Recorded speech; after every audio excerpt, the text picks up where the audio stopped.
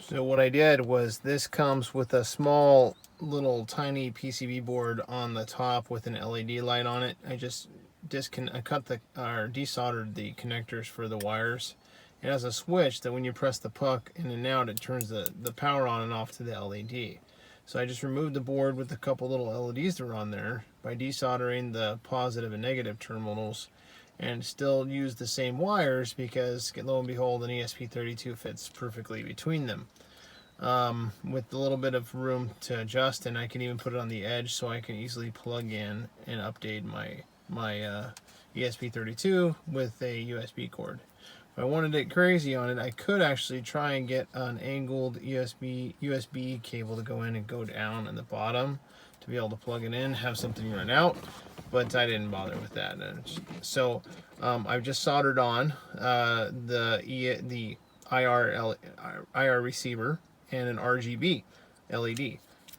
And so there's a ground that goes right here in the corner, okay, and then the three terminals or pins right here that are used for the RGB are right next to each other, as well as the ground VCC and the pin 16 for the IR receiver. So I got them all lined up, just laid them against each other or against the board and laid it down. And then I soldered the positive right to the leg for the VCC as well as the IR receiver.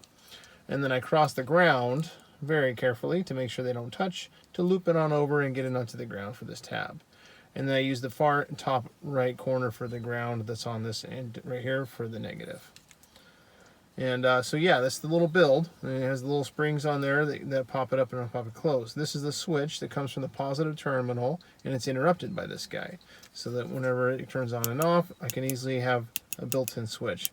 And so we're talking $6 for a set of two. That's, this little ESP32 is $4 now, I think, with the COVID escalation prices and shipping and stuff considered.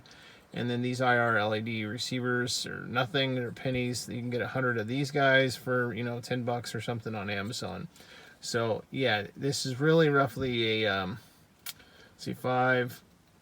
Let's call it 3, 4, 5, 6, 7, 8, an $8 base. So obviously you can also put the IR LED on here, because I believe that's pin 26 right here. So there's room if you wanted to put that on there, and then also hit that ground as well. If I wanted to put an IR LED on here to emit signals too, just go straight out of the unit. I don't have any resistors on here. Honestly, I don't believe you need any for these. I've used these systems without resistors for the IR receivers with no problem before, for prolonged periods of time in use. And then the RGB, I've tested this particular RGB and ran it 16 hours straight, blinking for every second. 1 second on, 1 second off for 16 hours straight, and it has not had an issue being powered directly off the ESP32, and no short on the board either. It doesn't take a lot of power, and I didn't see it drawing too much power, and so I'd say it's totally fine, and I'm just going to go with it. So it's a very simple, cheap, and efficient way to do this.